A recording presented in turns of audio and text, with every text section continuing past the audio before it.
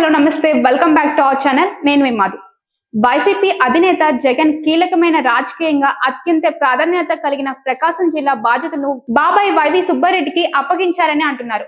YV Subbareddy YCP parliamentary party నాయకుడిగా ఉన్నారు. ఆ జిల్లాకే చెందిన వైవి సుబ్బారెడ్డి వల్ల పార్టీకి పూర్వ వైభవం దక్కుతుందని ఆశిస్తున్నారు.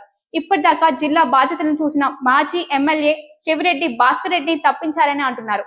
ఆయన స్థానికేతరుడు అన్న ముద్రతో పార్టీలో దూకుడుగా పనిచేయలేకపోతున్నారని అంటున్నారు. ఇక చూస్తే ప్రకాశం జిల్లాలో వైసీపీ టీడీపీ బలాలు చేరి సమానంగా ఉన్నాయి. మధ్యలో జనసేన కూడా తన వాటాను తీసుకుంది. వైసీపీ ప్రపంచంలో సైతం టీడీపీ ఈ జిల్లాలో మంచి రాజకీయ ప్రదర్శన చేసింది. కీలక నియోజకవర్గంలో జెండా పాతింది. ఇప్పుడు టీడీపీకి తోడు జనసేన కూడా పొత్తు కావడంతో జిల్లాలో రాజకీయంగా ఏకపక్షంగా సాగుతుందని అంటున్నారు.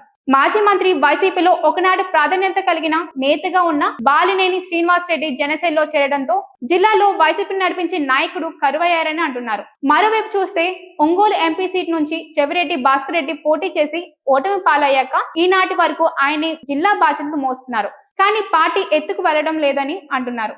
దాంతో వైసీపీ హైకమాండ్ చేస్తున్న రిపేర్ లో భాగంగా వైవి సుబ్బారెడ్డికి పగ్గాలు అప్పగించింది అని అంటున్నారు.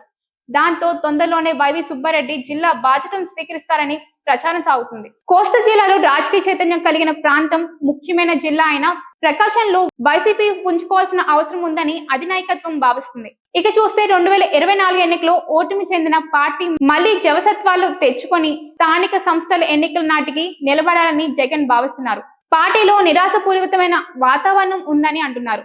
దాంతో పార్టీ బరువు బాధ్యతలు బాబాయ్ మీద పెట్టారని అంటున్నారు. వైసీపీకి రాజకీయ ప్రకాశం తెచ్చే విధంగా వైవి సుబ్బారెడ్డి ఏ విధ వ్యూహాలు రచిస్తారు అన్నది చూడాలి. మరి వైసీపీలో అనేక నియోజకవర్గాలు నాయకులు సైలెంట్ అయ్యారు. కూటమి జోరు హుషారు అంతటా కనిపిస్తుంది.